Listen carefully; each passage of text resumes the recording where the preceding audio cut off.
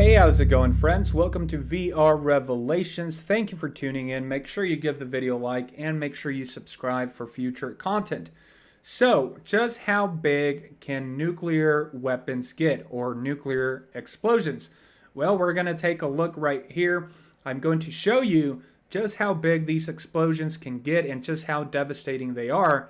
And I think you'll be surprised by the answer. Now, I'm going to read a little summary here from some articles, and then I'll jump over to YouTube and we'll take a look at a graphical video of a comparison of the mushroom clouds and size of the explosions of different bombs, scaling from smallest to biggest. And then at the end, I'll go to a map where we can actually superimpose the radius of these bombs around cities in the world. So let's go ahead and read a little bit from this article here, giving us a small summary of the history of how these weapons came about. So it says it took just a few years to develop the first atomic weapon, and only weeks between the first test and its use in war. 75 years later, humanity is still coming to grips with the results. The atomic bomb that the United States dropped on Hiroshima on August 6, 1945, killed tens of thousands and flattened the Japanese city in an instant. Little Boy, as it was known, was the endpoint of years of research wrangling a physics theory into a mechanism to release the energy that binds together atoms. An eye blink by modern standards, and it was tested only once. An event so momentous that one of the bomb's chief scientists, Robert Oppenheimer, I believe there's a movie coming out about this man also. I think Christopher Nolan is making it. I'm sure it's going to be pretty good and very timely, I would say, with everything going on right now in the world. So Oppenheimer said, "It brought to mind words from a Hindu scripture, 'Now I am become death, the destroyer of worlds.'" Later on, I think he became an outspoken critic for the use of these weapons. So you can see that he was very regretful of his invention. The concept was simple. Driving together enough uranium or plutonium at high enough speeds will create a critical mass so quickly that it will start an uncontrolled, nearly instantaneous chain reaction of neutrons, knocking apart atomic nuclei. So there's a brief summary of how these weapons came about there, guys.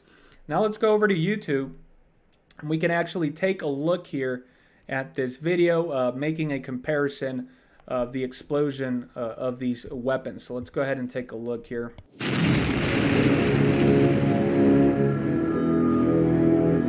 Okay, that was the Little Boy that was dropped on Hiroshima there. There's a Trinity, another bomb by the United States that was tested. Fat Man, which was dropped on Nagasaki there. Now here's a Russian bomb, the RDS-1. You can see just how much bigger they kept getting, right? This was during the Cold War, during the nuclear arms race.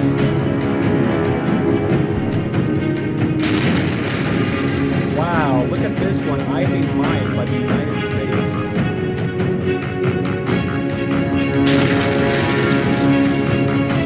Castle Bravo, another American bomb there.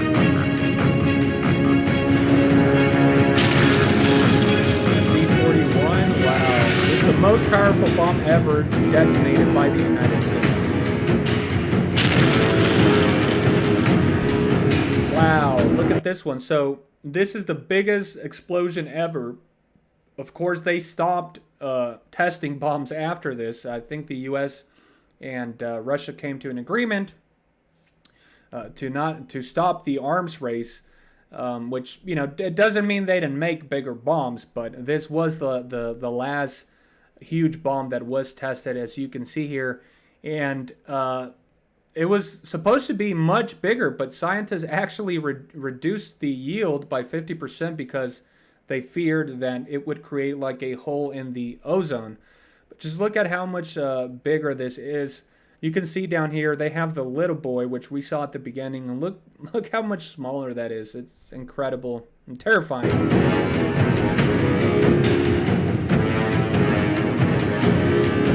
Oh, and then they zoom in on it just to show you how much smaller that was.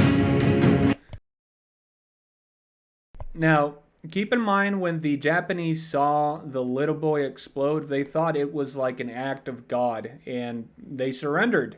And the Japanese were known for, fighting to the death, even killing themselves. But when they saw this, they thought it was like a supernatural event, and so they surrendered. Now, just imagine witnessing the Tsar Bomba. Now, here's what it was supposed to be in size, right? So you can see just how big and powerful these weapons truly are. Pretty incredible.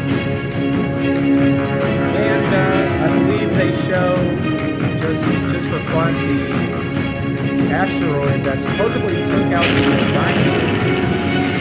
Would be much, much more devastating than all of those bombs combined. But yeah, there you have it, guys. So, can bombs get much bigger than that? Unfortunately, yes, as we're going to be reading here.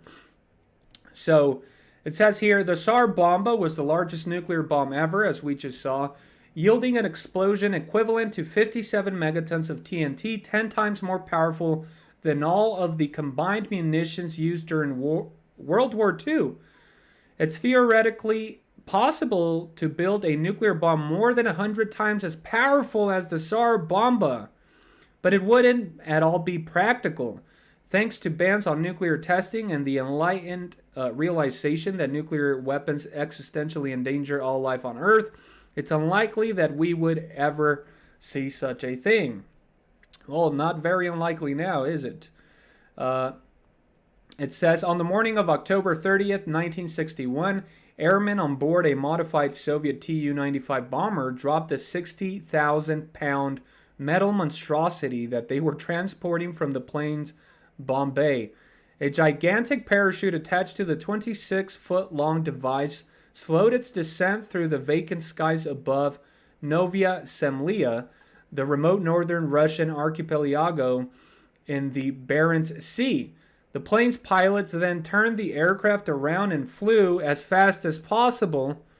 They knew what would happen when their delivered cargo reached a set altitude, and they wanted to survive what was to come.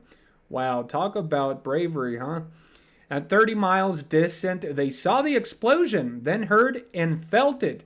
The Tsar Bomba had detonated. More than 60 years later, the thermonuclear blast, equivalent to 57 million tons of TNT, 10 times more powerful than all the combined munitions expended during World War II, remains the largest human-caused explosion ever recorded on Earth, creating a mushroom cloud 40 miles high and damaging houses hundreds of miles away. Now, I believe footage was kept secret for many years, but then it was declassified, I suppose, and we can actually see footage of the explosion, of the largest explosion ever. I think the men on the plane themselves might have filmed this. So let's go ahead and take a look, guys.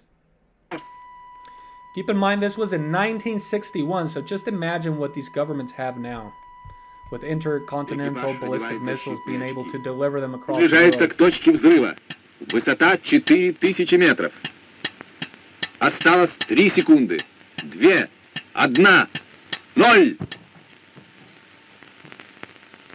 Взрыв сопровождался световой вспышкой необычной силы. Oh my gosh, the whole sky just lit up. Последующее свечение, несмотря на сплошную облачность, can you imagine были just видны being в there? радиусе до... Полевой столб, поднимающийся с земли, быстро увеличился в объеме.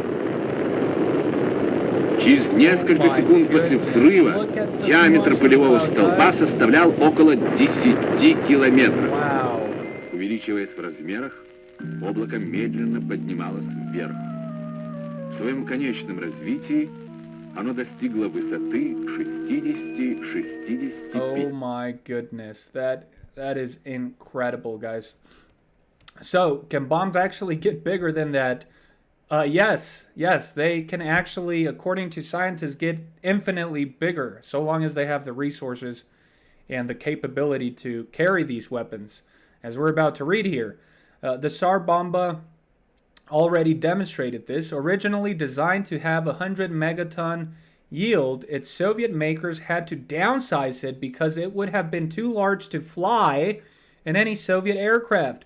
Moreover, they were concerned that the radiation it might produce would blanket the northern section of the Soviet Union.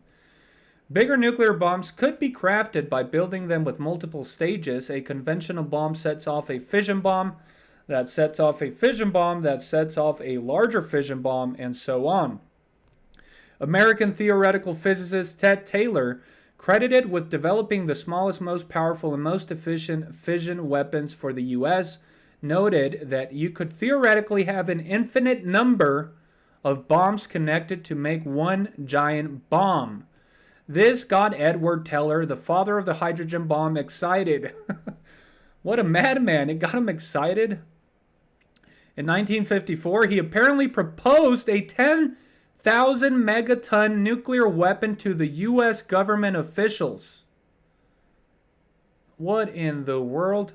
A 10,000 megaton weapon, by my estimation, would be powerful enough to set all of New England on fire, or most of California, or all of the UK and Ireland, or all of France, or all of Germany, or both North and South Korea.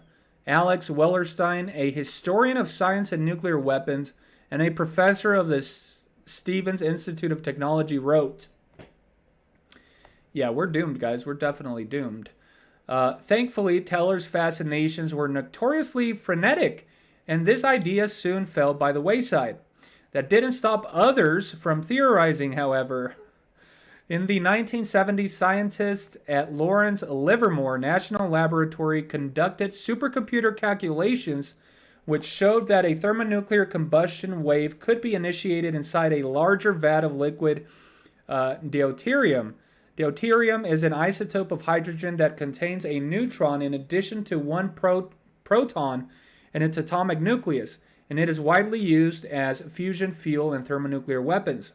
Deuterium fuses with smaller amounts of another hydrogen isotope, tritium, creating massive amounts of energy in the process.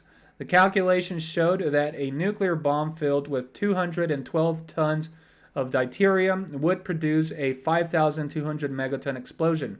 Let us hope we never see such a thing. I think we're pretty close, guys, and if you don't think that these governments went on to secretly make these massive bombs, you're crazy. Why would they not make them when the enemy is probably working on them, right?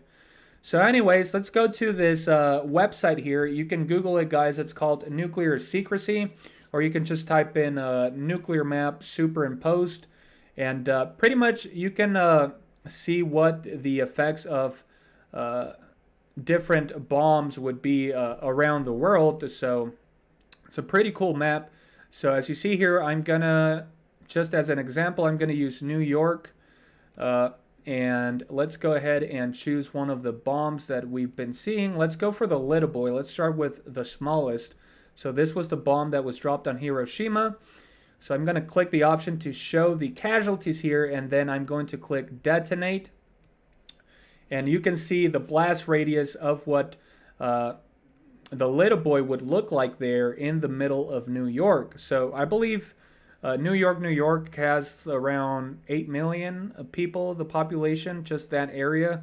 So if you were to drop the bomb that was dropped on Hiroshima by the United States, the little boy, which is relatively small to all the other bombs that came after it, we would see around 263,560 casualties, fatalities, people dead in an instant just by that explosion, with an estimated amount of injuries of 512,000. So pretty much if you're caught within this yellow circle, I believe you're instantly, you're probably dead. If you're caught inside of the yellow circle, that's the actual fireball. And as you can see down here, you can actually read what the effects would be. So inside of the yellow, the yellow radius there in the center, I believe that is the fireball radius, and anything inside the fireball is effectively vaporized, it says. So if you're inside there, you literally just melt away, right? The next one would be the red circle, as you can see on the map here. That would be the heavy blast radius. It says here, heavy built concrete buildings are severely damaged or demolished. Fatalities approach 100%. So if you're caught inside the red circle, you're 100% dead just by the blast of the explosion. Now, if we move up to the green circle, that looks to be the radiation radius, likely fatal in about 1 month.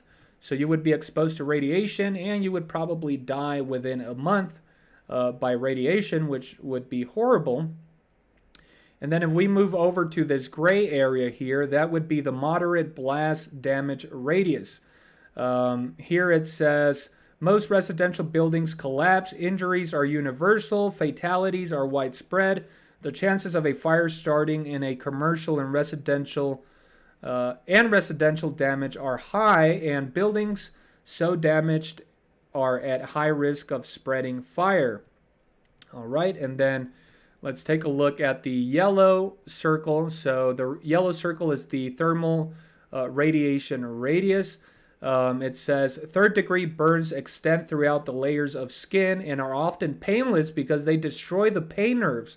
They can cause severe scarring or disablement and can require amputation.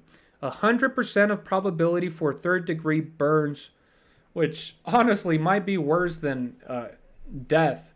There's actually horrible pictures out there of victims of these third-degree burns from the bomb that was dropped on Japan there. I mean, it's literally skin like peeling off the bones, guys.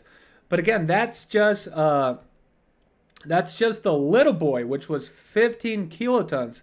Let's actually take a look at the largest bomb that was tested by the United States, which would be Castle Bravo. Now, this one is 15 megatons. So let's take a look at that here, guys. Now, pay attention to where the third degree burn radius is here. It's like right on the edges of the city here, as you can see. So now let's see the biggest bomb tested back in the day by the United States, Castle Bravo here. Oh my gosh. Oh my gosh. What in the world? Look at this. 4 million fatalities. Wow, look how much bigger this is, guys. It literally extended all the way to Patterson. Oh my goodness, I was not expecting it to be that much more destructive.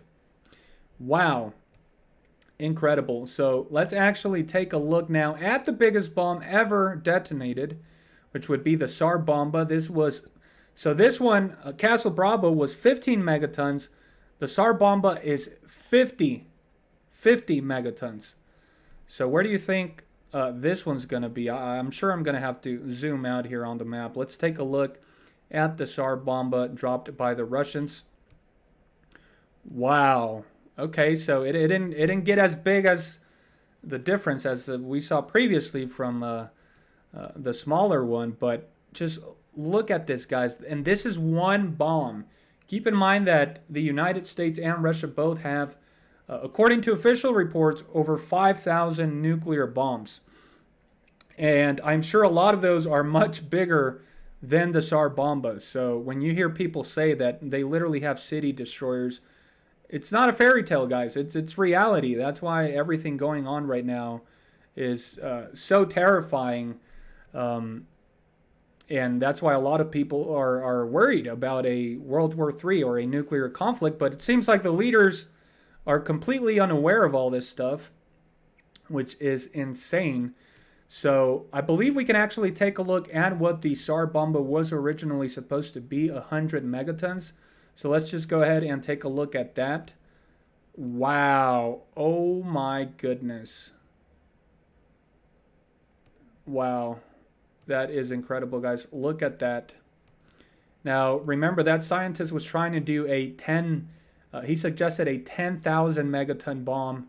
So this is 100 megatons. What would 10,000 look like would literally take out the whole state of Pennsylvania there.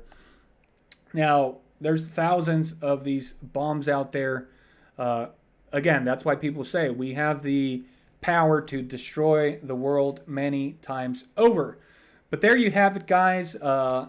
That's how big and how destructive these bombs actually are. Now, personally, I believe that God allowed these weapons to be invented because the Bible tells us that God is going to destroy the world to rid it of evil, just like he did in the times of Noah with water. We know that Noah survived because he was a just man and he believed God. And, the earth repopulated once again. But it was prophesied that the world would be corrupt, and this time God would judge the world with fire, because he promised he wouldn't do it with water again. And according to the Bible, he gave the rainbow as a symbol that he wouldn't destroy the world again with water. And so now it tells us that the world is going to be destroyed by fire. And Peter prophesied of this, as I've read in other videos, in 2 Peter chapter 3. Peter prophesied that the day would come when the elements would dissolve and the heavens and the earth would pass away with a loud explosion. And so you can imagine that that was a very strange prophecy 2,000 years ago, right? I assume people probably told Peter, Peter, how is the world going to be destroyed by fire? Well, fast forward 2,000 years later, and we actually have the capability to fulfill that prophecy. So, yes, everything does seem hopeless right now, and it is very terrifying, guys. But again, I believe the Bible prophesied of these times, and there is a message of hope there that if you believe in God, then God will give you immortality, eternal life. As strange as that sounds, friends, the truth is stranger than fiction. Anyways, that's going to be it for this video, guys. Leave me your thoughts and comments down below and your reaction to the massive scale of these weapons. And make sure you give the video a like and make sure you subscribe for future content. Thank you for tuning in. Have a wonderful day and God bless.